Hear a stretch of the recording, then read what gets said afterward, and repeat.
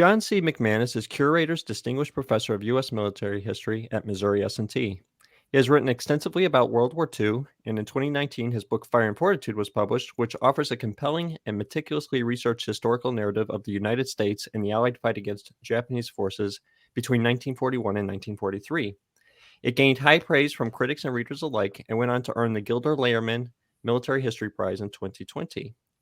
Island Infernos, his latest book, picks up where Fire and Fortitude left off, continuing the story of the U.S. Army's campaign against Axis forces in 1944. Welcome back, John. It's always a pleasure to talk to you. Yeah, thanks for having me on. Appreciate it. What were some of the important realities of 1944 for both Japan and the United States? And how was that a culmination of events that had happened previously and that you discussed in your book, Fire and Fortitude, 1941 to 43? Yeah, by this point, 1944, obviously, the war is not going well for Japan.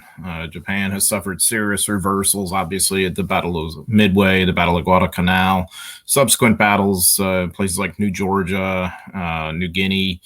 The Japanese are in a position of fighting a kind of retrograde action in the South Pacific and hoping to halt the Allied advance there and hang on to a rather large empire they had carved out in the Pacific. On the Asian mainland in China, they're still more or less preeminent, and the Allies are still running this kind of hand-to-mouth operation of flying supplies, over the sort of edges of the Himalayas to try and keep China in the war and tie down Japanese combat manpower there. So really, I would say the war still could go in Japan's direction, but it's becoming less likely. And one of the reasons it's less likely is that by now, the United States is starting to reach or approach like full mobilization. And we really see that, in the Army. The Army is a kind of microcosm of that, of this sort of mass military force that is now mobilized, that is becoming more and more capable of really complex amphibious operations and the logistics of running the Pacific War, the engineering side. All of this kind of stuff is just beginning to play out. So we've gone past the turning point, and now we're kind of approaching what I call the pivot point in the Pacific War, which we're going to see in the summer 1944, specifically the invasion of the Marianas Island chain. And the significance of that is once the Americans get control of islands such as Saipan, Guam, and Tinian, they're going to have air bases from which they can bomb the Japanese home islands. And that's when, of course, the war gets very serious from a Japanese point of view. How would this have looked in from 1941's perspective? When we first got in the war, how prepared was the United States for a war with Japan, and what's the magnitude of what the changes were by 1944? Yeah, the U.S. has come a long way in that 2.5-3 year period. When the war begins in 1941, the U.S. is terribly unprepared, and the sad sort of byproduct of that is the initial defeats that the Allies suffer, most notably in the Philippines, where a Phil-American force is more or less doomed. And we see about 80,000 of these guys, including 20,000 Americans, consigned to captivity, and the Japanese, I won't say really in control of the Philippines archipelago, but certainly with bases there and having kind of conquered it to some extent. By 1944, the situation has really turned around, and we have resources at our disposal that we never could have imagined at the beginning of the war. When the Japanese attack in December 1941, the U.S. is just sort of at this sort of like second stage of a long-term mobilization. So we had just the year before started to kind of belatedly begin to prepare for war, but it was going to take time. And so, as you can imagine, a lot of these efforts amp up even more after Pearl Harbor. And so in that 2+ year period, it's just remarkable. One of the biggest changes you see by then is the availability of landing craft, really good modern landing craft to carry out all these amphibious invasions you'll need in order to get across the Pacific. And of course, you need trained soldiers and all the support staff and all the sort of sinews of war has really started to play out by 1944. So the Army, what I compare it to, is just this kind of coiled spring, this beast about to really unleash itself on the Japanese. So, where I begin Island Infernos is the beginning of 1944. And I kind of take on a tour of all these places where the Army is involved, and you kind of get this sense of this kind of this strengthening kind of institution and beast that's really about to carry out some of the largest operations in all of military history. This is an enormous effort involving, of course, hundreds of thousands of people. And that's not, of course, not even taking into account the massive naval power that the U.S. has at that point, and the air power, too. So when we pick up your book, we're going to be starting with the United States growing their momentum in terms of this defeat that's ultimately going to happen for Japan. Exactly. You see this sort of building momentum. You see this, for instance, like the 1st Cavalry Division, which, of course, as its name would indicate, begins as like horse soldiers, but horse soldiers aren't going to have much of a place in World War II. And, of course, the U.S. Army is going to be so heavily mechanized, even in the wilds of the Pacific. So they have been transitioned into a kind of infantry formation and have been trained quite intensively for about a year and a half. And now they're in theater, and they're really champing at the bit to get into action. And they're going to have more than they ever want, by the time the war is over. But they're about to launch a major invasion, which is kind of overlooked, I think, the Admiralties in February 1944, which is this little island group north of New Guinea. And the reason it's significant is it's a key base, a stepping stone to keep advancing west of New Guinea to get to the Philippines and to outflank the Japanese in the South Pacific and all these other things that are very meaningful for the operators at the time. So the 1st Cavalry Division is kind of a microcosm for what's happening with a lot of the rest of the Army, just sort of on the verge of carrying on these major operations that are, eventually going to bring about the downfall of Japan. So 1944 is really arguably the most significant year of the war from an American perspective. It's when we see the United States become a kind of military and economic superpower. And of course, the way that plays out in Europe is the Normandy invasion and the campaign that follows. But there are operations going on in the Pacific that are really almost as large, and in fact, in terms of the American contribution, larger by the end of the war. So the book ends with the invasion of Leyte, which in terms of the American naval forces involved and the American ground force involved is actually bigger than the American contribution to Normandy, believe it or not. So I think that gives you a little kind of a snapshot glimpse into how powerful the Army was becoming by that point in time. So you kind of see it, see this story sort of play out in the course of the book. It's often been suggested by historians that some of the Japanese military leadership, not all, but some of them did not really understand what the will of the United States would be in terms of if there was a war between Japan and the United States, would the United States be motivated to win that war? Do you agree with that idea that there was like a cultural miscalculation, and what was kind of the beliefs underpinning that miscalculation? Yeah, I mean, of course, the miscalculation comes from a kind of a understandable military consideration to destroy the United States fleet at Pearl Harbor, of course, and to do so with a quick lightning strike. I mean, that to me makes total sense to cripple American naval capabilities, at least in the short term. So that objective made sense. But the problem with that is the Japanese are going to be undone by their very success at Pearl Harbor, because the strike at Pearl Harbor angers the American public and unifies them as nothing else really could.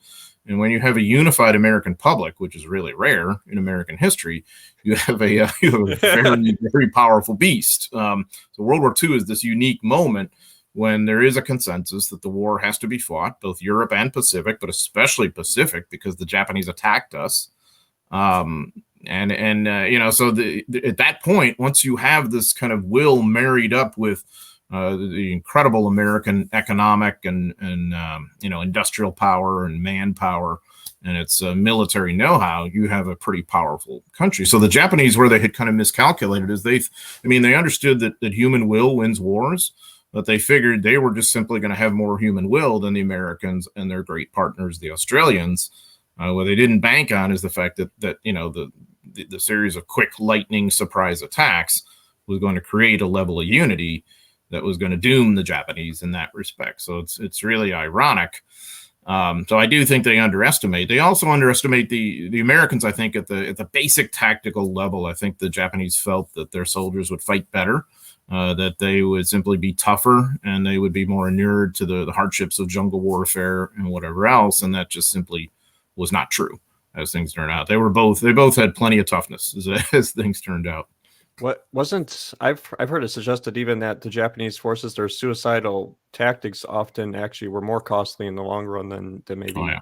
So it's absolutely. I mean, the Japanese, what you're going to see the pattern, and you see this play out in these battles that I cover in 1944, and then later on we see it in 45, is that when the Japanese were attacking, that's kind of how you wanted them, because they weren't very good at like combined arms and coordinating, and their idea of attacking tended to be these kind of suicidal, kind of sacrificial human wave assaults that played right into American hands, because right into our firepower.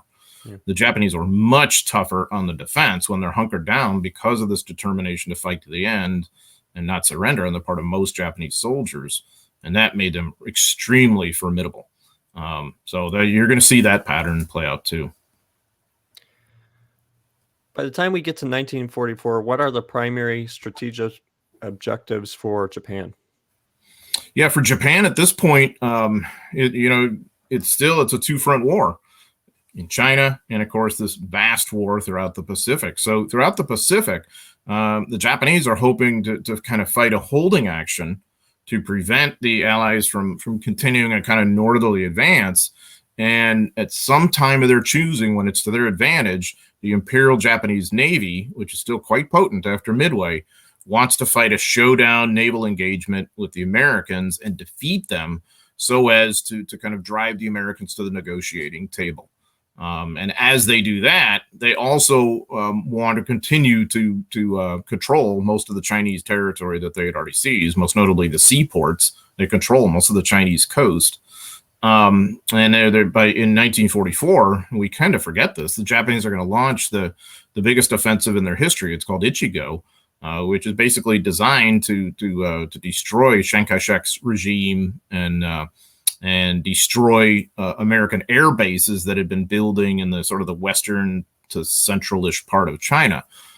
This is a huge offensive, a major crisis for the Allies. So it's a classic example of what I mean. If Ichigo goes extremely well and ultimately succeeds, the Japanese can kind of win the war on the Asian continent and then, leave the Allies in some level of a troubling circumstance as to what they're going to do in the Pacific, So what happens with that offensive? Well, the Japanese have all these advances. They inflict massive blows on the Chinese, but Chiang Kai-shek survives it. And the Japanese kind of overextend logistically. I mean, that's really what it comes down to for them. And of course, as I said, they're hard pressed to fight the Americans in the Pacific too, and that siphons off resources as well. So it's part of the larger Japanese problem in this whole war of fighting strategically a much bigger war than you can probably handle, and it's quite similar to what Germany does in Europe. Interesting. Now, Island Infernos deals, from what I understand, with a lot of the bloody battles that took place in the jungles and in the islands. What was the nature of the conflict in these jungle settings? Can you describe what the setting is? Where are these guys fighting at? One of the things I maintain is this is a war. It's like an interspecies war, for one thing.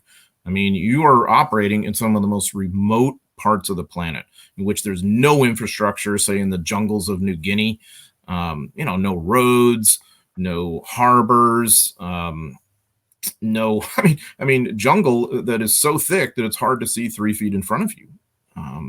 Swamps, rivers, and of course, incredible amounts of malaria-bearing mosquitoes. So you are basically in a war against those mosquitoes, and also these tiny mites that existed on the grass, like tall grass. And these tiny mites carried scrub typhus, like a strain of typhus we'd never seen before, which had a 4% fatality rate.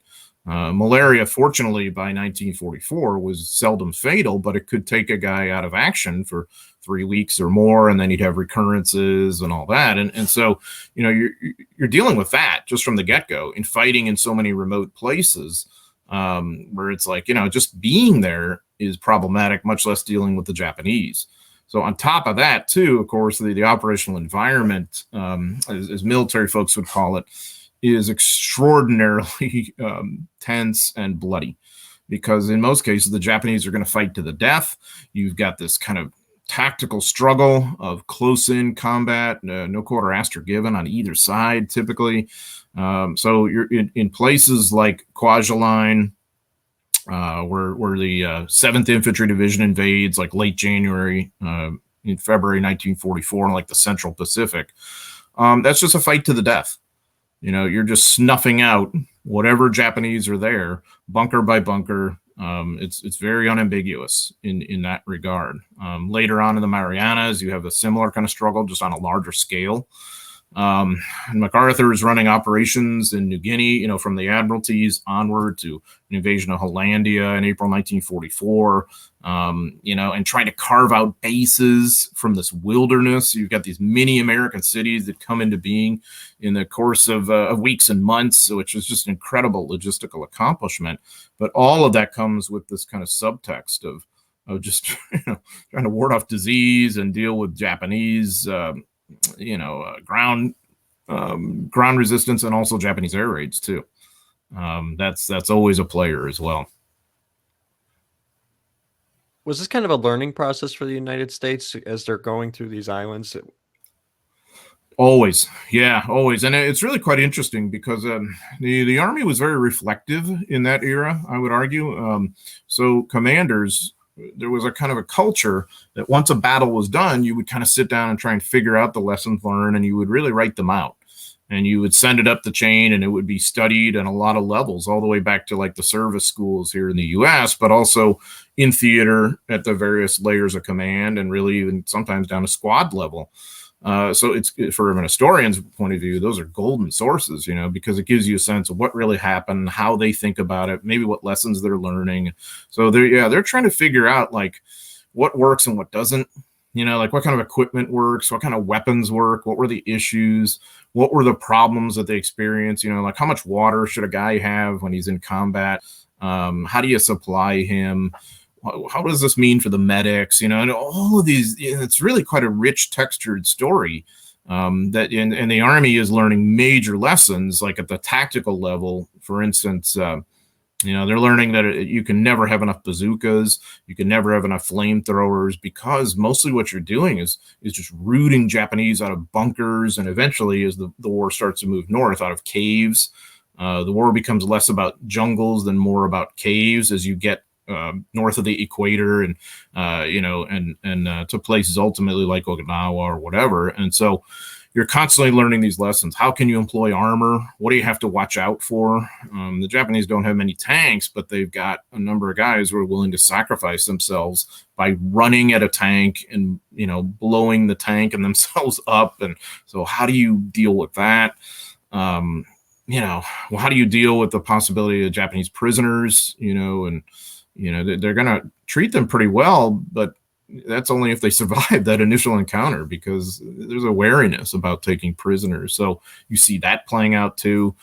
How you deal with stretcher teams, like teams of going in to get wounded guys out, and it's very hard to evacuate, you can imagine, with no roads or whatever. And how do you organize them to carry people out? And and then how do you build your air bases when you're going? So it's really a neat deal, because what I tried to do is just sort of take you through that, and you see the kind of the Army evolving and its people evolving in learning these lessons, and kind of figuring out how to fight the war better, and then getting more resources to fight the war as things go on too. So you see there is this sense of momentum. Could you take us a bit into the relationship between the United States and China, as led by Chiang Kai-shek, and how does that influencing the war in the Pacific? Yeah, I would argue this is, the most consequential and probably tragic alliance in modern American history. What happens in China, what plays out there still affects us today in a pretty dramatic way, because the alliance with Chiang Kai-shek is designed in part to tie down Japanese manpower and resources on the Asian continent, of course. As long as the Japanese have half their army involved there, they can't be used against you in the Pacific somewhere else. That's great.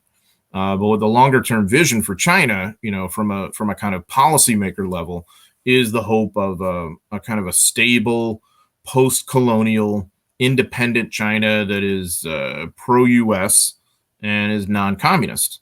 And that's a tough go because Chiang Kai-shek has a lot of problems to deal with. He has poverty, he has corruption, he has political fractiousness. He's got the communists in the northern part of his country. And of course, Chiang and Mao are more interested in fighting each other. And the Americans don't quite grasp yet what Mao's movement means for the long term. The communist movement there, in a way, what they want is why don't we get Mao and everybody else to just help us fight the Japanese? The Americans are constantly frustrated, pouring lend-lease resources into China, figuring that the Chinese don't want to fight like the Americans want them to. But who could blame them? You know, I mean, they're losing millions of people. They're overmatched by the Japanese armed forces. You're worried about the possibility of what's going to happen even if the Japanese are gone. Will the communists then take over? And so if you're Chiang Kai-shek, you're kind of thinking about the long term, and the Americans want him thinking about the short term. And this is a point of real frustration. And I don't know that the Americans handled this very well, but I also don't know how much more they could have done in the context of the larger global war. And what I mean by that, the American or Allied strategy is Germany or Europe first, which means that priority of resources go there. And then what we have in the Pacific is generally going to our own armed forces fighting throughout the Pacific Islands, as I mentioned. Chiang Kai-shek is sort of last in line, which means we have deprioritized China, which means we're going to have less influence, which means that in the longer run, that makes the likelihood of Chiang's ultimate demise more likely. And this is, of course, indeed what happens. The communists win in China in 1949. And to some extent, one of the things I explore in this book is that this is a little bit of a byproduct of the American or Allied de-emphasis of China and the differing agendas that all these allies had, much less the British, who really their main agenda is to keep their imperial empire in India and Burma and to continue to kind of dominate China economically. And the Chinese don't want that, so these are just only allies of convenience in a way. And it's really profoundly tragic. That's an interesting way to put it.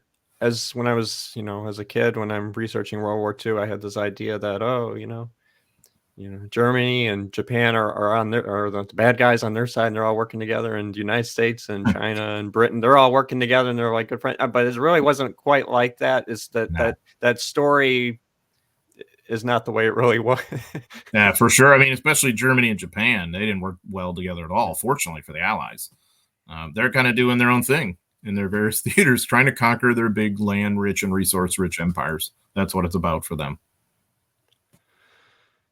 I wonder if we could shift over to one of the key figures, or maybe not the key figure of the book, but an important figure in the book, Douglas MacArthur. And he's a myth in his own time. He remains a myth among some today. But there have been many historians who have raised credible challenges to his legacy, and your books is one of them. Why? Can we bring it to something specific that he did in the Philippines or the way he handled the Philippines? Why would historians criticize MacArthur's leadership? There's a lot to criticize. MacArthur, if we're being fair to MacArthur, we'll say that he's a unique animal in that he was actually Army Chief of Staff, in the 1930s before the war. That's the top job. And then he ends up as like a theater commander, and that's what we know him best at, like the field commander. That's pretty unusual, so I guess it's a little bit understandable that he would have this sense that he's the senior guy. But he also has this kind of megalomania about him, and he's certainly egomania. He's very bright. He is certainly, I think, pure-hearted in the sense that he hates war, and he believes very strongly that America's future is in the Pacific and Asia, and I do think there was some evidence to recommend that, like we were just discussing with China. So I think he's got some insight to share, but the problem is he's so extraordinarily self-centered. He's so incredibly political. He's running a kind of under-the-radar political campaign to be president in 1944, which I find extremely troubling. And in the Philippines campaign in 1941 and 42, he seriously mismanages it. Not from a courage standpoint. He's got plenty of courage, but from the standpoint of his strategy for holding off the Japanese, it's a disaster. And yet at the same time, he's cultivated this kind of cult of personality, because of his egomania. Every communique is about MacArthur and MacArthur's greatness and all this stuff. And he's got a staff that's going to kind of feed his ego, many of them. And, so he's become a kind of a political symbol, especially for the American right, in part because they think this is the guy we can get to throw Roosevelt out of office or whatever. But then there's also what's going on in 1944. You may have heard of like the William Randolph Hearst and his media empire and all that. Well, the Hearst papers and media empire was devoted to making MacArthur commander of the whole theater. And so there's this kind of agenda to make it seem like MacArthur's operations are efficient and well run and not many casualties, and to make it seem like Admiral Nimitz, Chester Nimitz, his it's like a co-theater commander, to make it seem like he was suffering unnecessary casualties and inefficient, and that the Marines were buffoons and all this kind of stuff. So it's really kind of toxic in that regard. MacArthur's certainly a competent operational commander, but he's got a lot of baggage, and I do think that we're well within our rights to criticize some of that. And I try to, though I will say this, try to be as fair as possible to him, because MacArthur had some very good points too. But at the same time, there's these other sides to him that are just really troubling. It's kind of a balance there. Yeah, there was when they was doing a history class in World War II and stuff. A couple of the students were like, "Well, we didn't really agree with what the textbook said about Douglas MacArthur," and the instructor was like, "Yeah, but you have to look at the decisions that were made and then the outcomes that happened." And it's like that's what the primary sources say, regardless of what the movies say or what the media seems to be suggesting about the person. So exactly, yeah. Are there any American leaders that you write about in Island Infernos that you really think are exceptional in terms of their leadership abilities? I do. I think that one of MacArthur's key subordinates, his key American ground commander, Lieutenant General Robert Eichelberger, is probably the best American ground commander in this war that many of us had never heard of. He had already won a pretty major battle for MacArthur in 1942 at a place called Buna on New Guinea's north coast, and the significance of it is like a twin battle with Guadalcanal, the more famous Guadalcanal battle that helps turn the war around, and it's the first American ground victory of World War II. Eichelberger is a corps commander, which means multiple divisions. That's about 40,000 guys, something like that. And then by the end of 1944, he's an army commander. He has command of 8th Army, and Eichelberger is going to be more or less a master, like amphibious warfare. He's very aggressive. He loves swift, quick-moving campaigns. He's incredibly courageous in terms of his frontline leadership.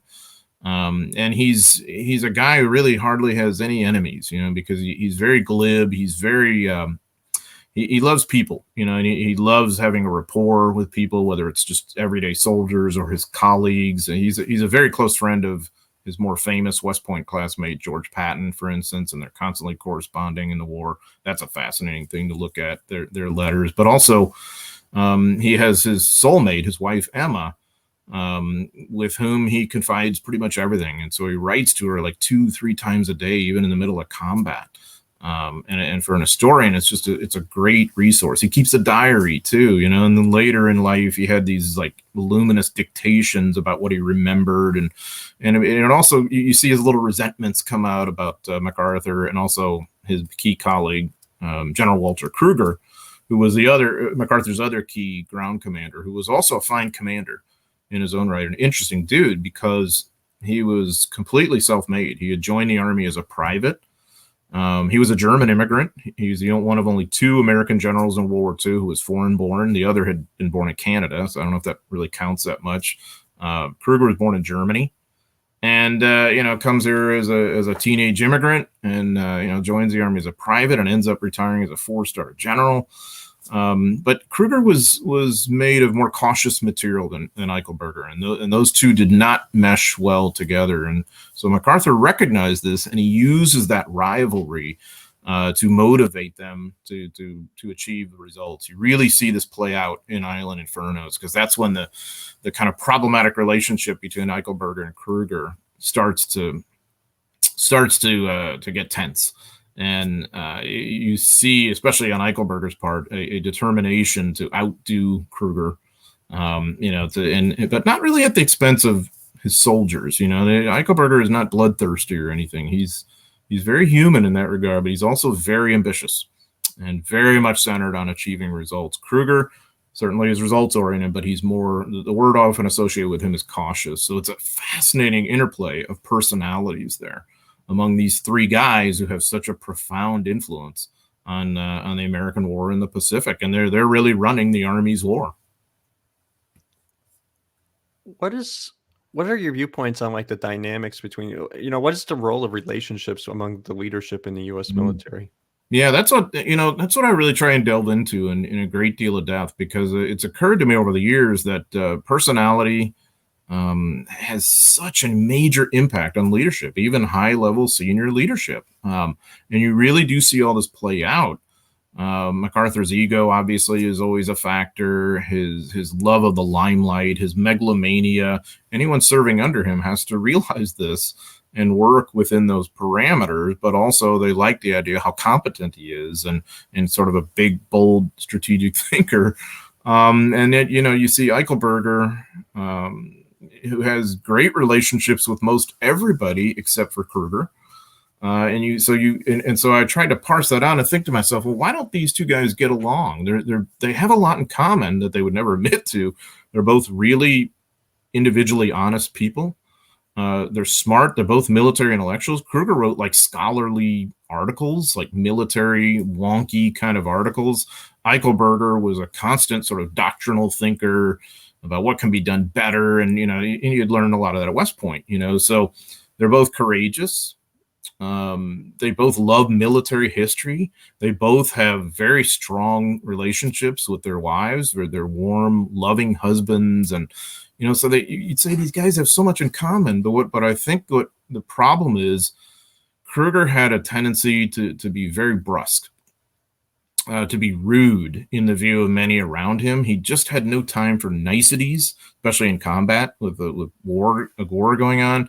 And Eichelberger just could not grasp that. He was so gentlemanly and so considerate of other people's feelings, and it was important to him to be recognized for the success he had, whereas Kruger would think, well, a job well done is expected, and we don't have to recognize that, whatever, you're supposed to be doing that, and so I think that's sort of the basis of this really kind of personality conflict that'll continue through the rest of the war, actually. And as I said, MacArthur is going to use this very productively to try and motivate both these guys to outdo the other. And honestly, Eichelberger is a much more talented commander too, and bolder and more innovative in so many ways, and he knows it, and so I think that's a product of the tension too, that Kruger sees him as a little too bold, and Eichelberger sees Kruger as a kind of a less talented, plodding kind of figure. I would compare it to like the way George Patton views Omar Bradley in Europe.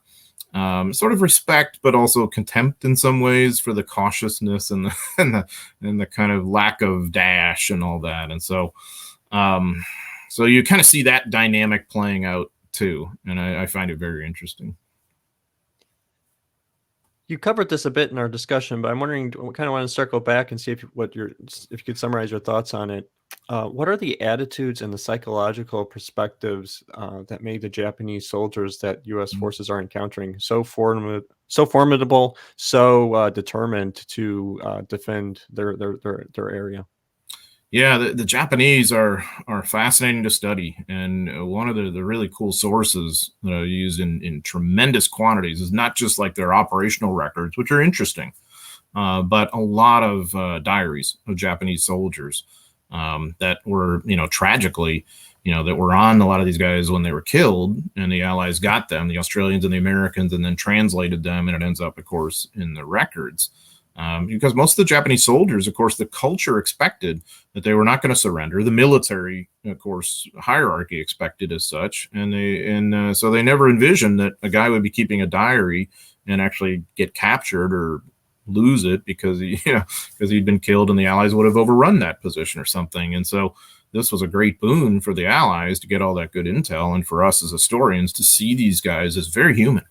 Guys who wanted to live just like you and me, but they had this cultural expectation that you fought to the end, and that was your duty to Japan. A lot of them believe, one of the things I think that we as Americans really don't quite grasp about the Pacific War is many of the Japanese soldiers believe they were fighting a war of liberation for non-white people in areas that had been colonized by white powers, European powers, or the U.S. and the Philippines, or whatever.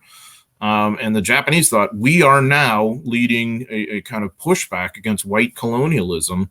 We are liberating peoples. And of course, that wasn't the truth of what was really playing out. Japan was just a conqueror of a different stripe. And they could not grasp, especially in the Philippines, why the locals hated them so much. And so you see, it's very sad, because you see sometimes in these diaries, a guy comes to the Philippines all idealistic, and I can't wait to help the Filipino people get rid of the American yoke and all this kind of stuff. And then they see that the locals tend to be pretty pro-American, in part because of Japanese depredations, but also the American presence there was reasonably popular as colonies go, and the Philippines were about to get their independence when the war happened. So the Japanese then become more resentful over time, and then dehumanizing the Filipinos or whatever group we're talking about here. You see that resentment build up. And so you see the disillusionment among some Japanese soldiers, like, this isn't the war that I thought we were fighting. And then the other thing that shines through in their diaries is this sense of being pitted against this massive American power. The air attacks and everything, and they're just constantly like, where's our Air Force? Why are we constantly getting nailed and bombed and all this kind of stuff? What's going to happen? Why did we take this on against this massive industrial power? This was really stupid. And, so these guys are pretty blunt in how they're viewing it near the end. And of course, it's also really sad because many of them realize that they're probably not coming back from wherever they are. They're probably going to die there. And so, it's very poignant, the ruminations on their families and what's going to happen to them. And some of them are writing sort of letters of goodbye, and that are never delivered, of course. And it's really very sad on a human level.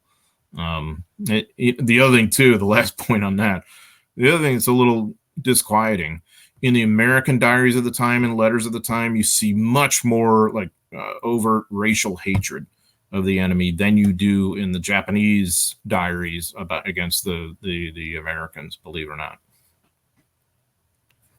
And speaking of those speaking of on the Japanese side, some of the diaries, you have a section that you quoted in your book, your Fire and Fortitude book, and I'll read part of it. It says, so this is a Japanese sergeant and an American soldier had just been killed.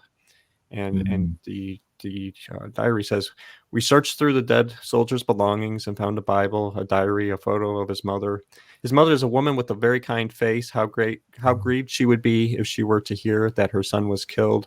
Nevertheless, this is fate. For many years, he has been our enemy, and now that he has become a departed soul, we forgave him for the resentment we held and buried him.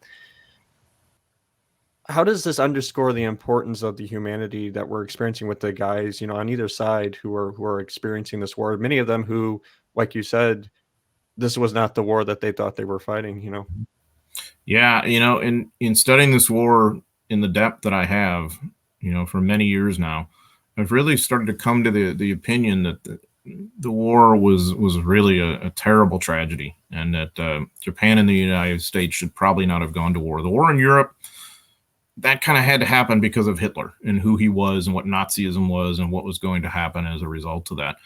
The Japanese-American situation was not quite as cut and dried.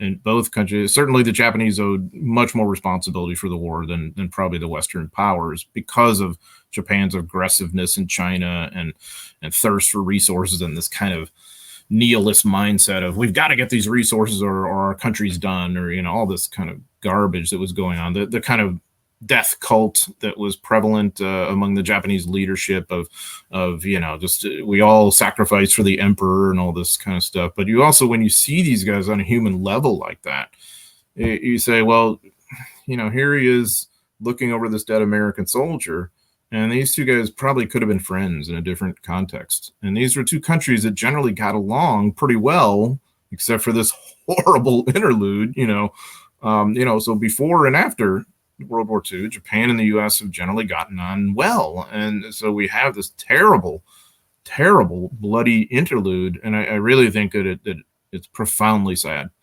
And I also think, just in trying to look at it objectively as a historian, I have to admit that, like this Japanese soldier who was, forgiving the fallen American and all that, you really didn't see that as much among the Americans of the Japanese dead.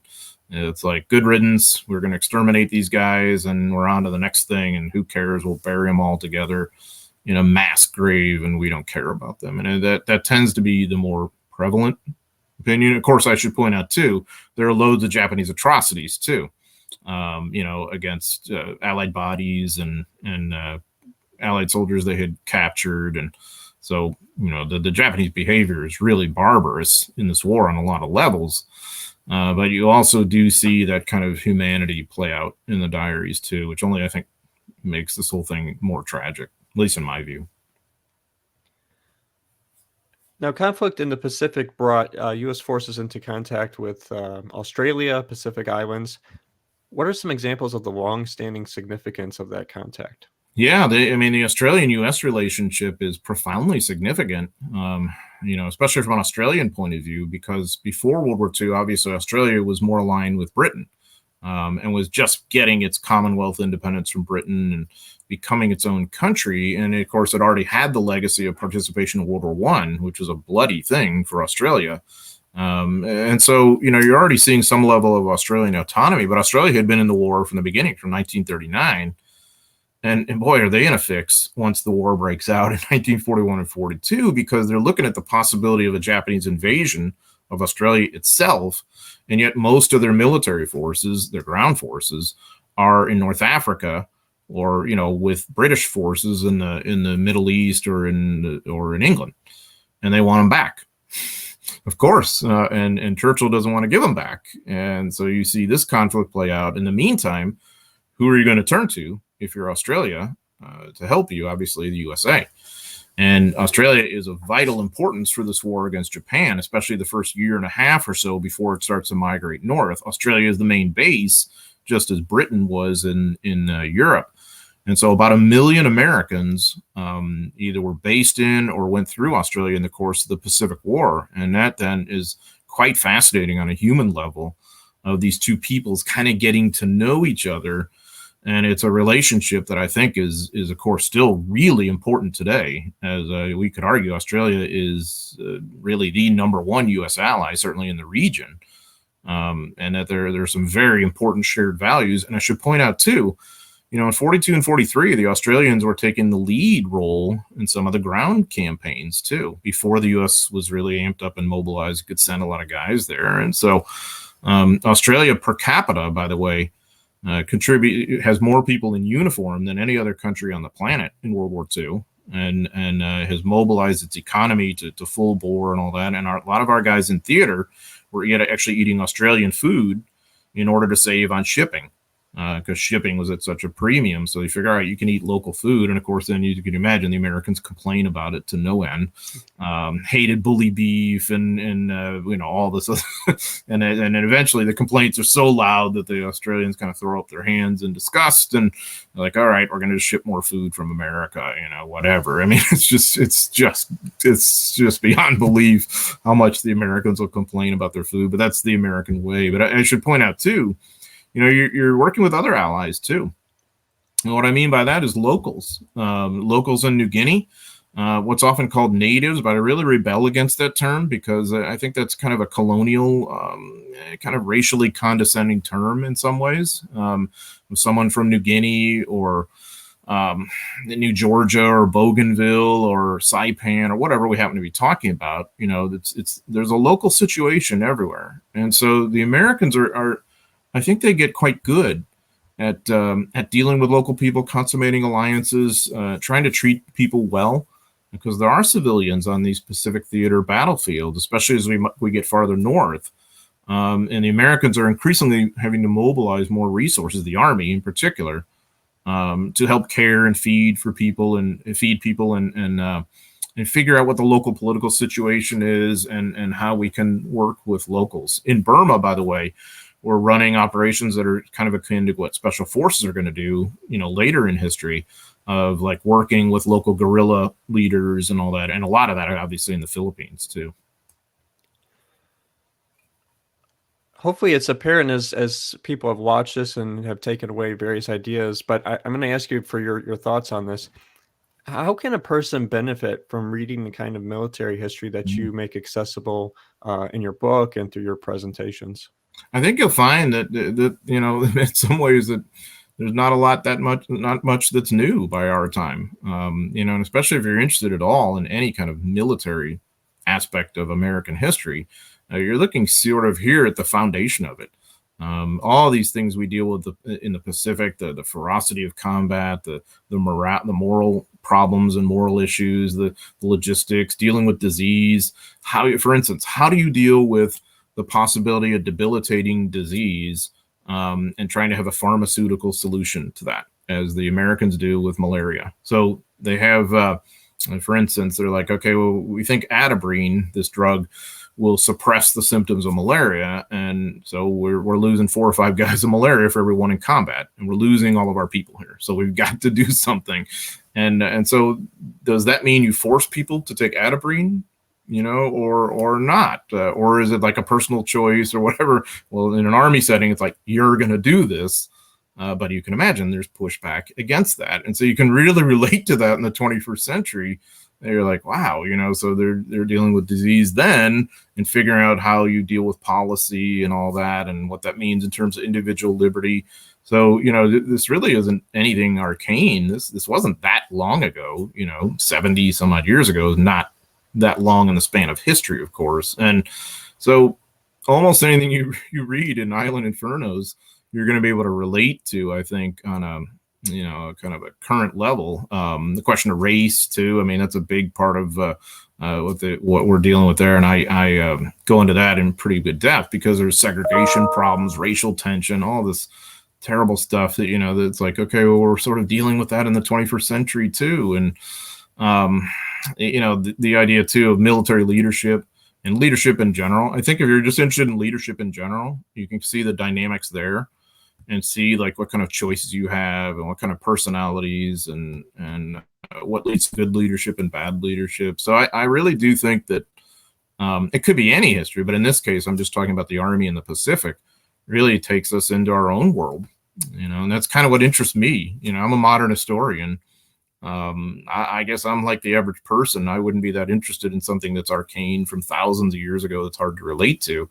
This is our own history that wasn't that long ago. And it's, again, what you see in there is something of a mirror for what you've got in our own time. Now, where does Island Infernos leave the reader when it concludes? And what can you describe to me what the next and final installment of your trilogy is going to be? Yeah, sure. Island Infernos ends with the Battle of Leyte, which is an enormous battle. So Leyte is an island in the central part of the Philippines, and of course, as we know, MacArthur's great mission, his crusade, I would even put it, is to get back to the Philippines and liberate the people of the archipelago. He loves them, and he feels that's really the whole point of his war in some ways, is every bit as much as beating the Japanese. So Leyte is in the sort of midsection, and the idea is you take that middle island and you could kind of go in either direction, farther north to Luzon and Manila and all that, and they'll do that, and also south to liberate the rest of the archipelago. So that American invasion of Leyte, as I mentioned, is bigger than the American contribution to Normandy. And I think that is amazing on a lot of levels. But neither side gets what it wants out of Leyte. It ends up as this terrible, protracted bloodbath, both sides pouring in reinforcements. There's, of course, one of the greatest naval battles ever, the Battle of Leyte Gulf, that happens. And so it's a ground, sea, and air battle. So where the book ends is when the battle is petering out.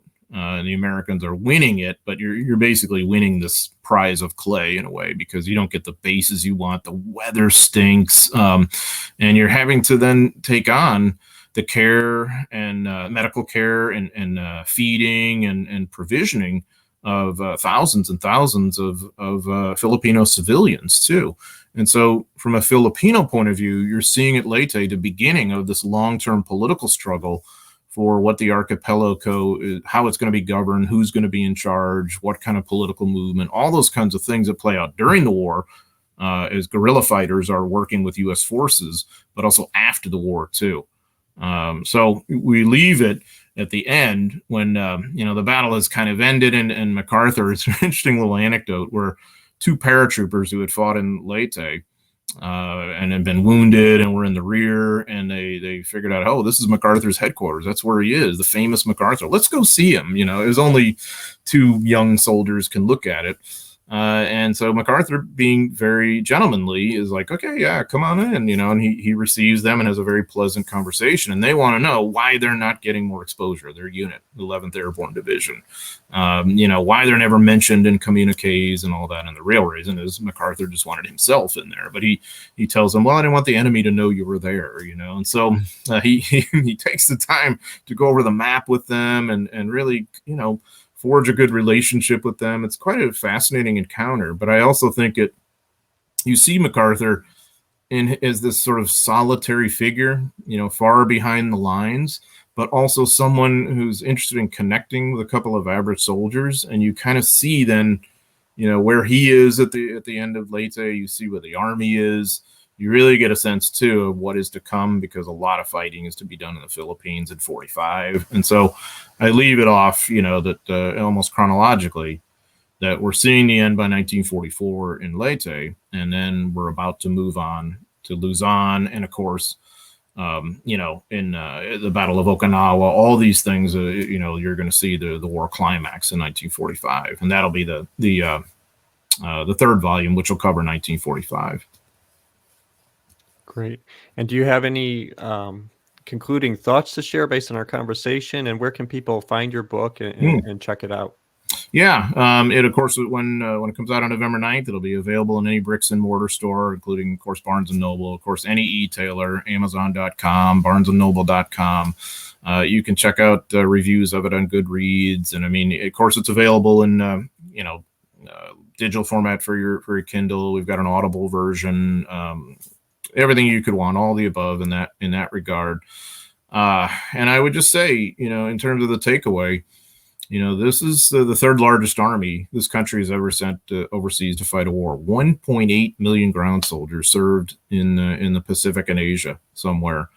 And I really think that's kind of, we've overlooked that a little bit as historians, I think. And I'm really glad to kind of take that on, because I think there's just this massive human story with so many elements, from geostrategically on down, that are really still in play today. And I think the Pacific War is very much a harbinger in that regard. So and just just plain fascinating too, at the human level all the way to the generals level too. Well, great. Thank you so much, John, for being here today. I appreciate you doing this for the library, and I've always enjoyed talking to you. It's so much insight, and it's a lot of fun to talk to somebody who's put themselves so much into this study of this history, and they know so much of it inside and out. It's been a pleasure. Thank you so much, John. Yeah, real pleasure, Derek. I appreciate it.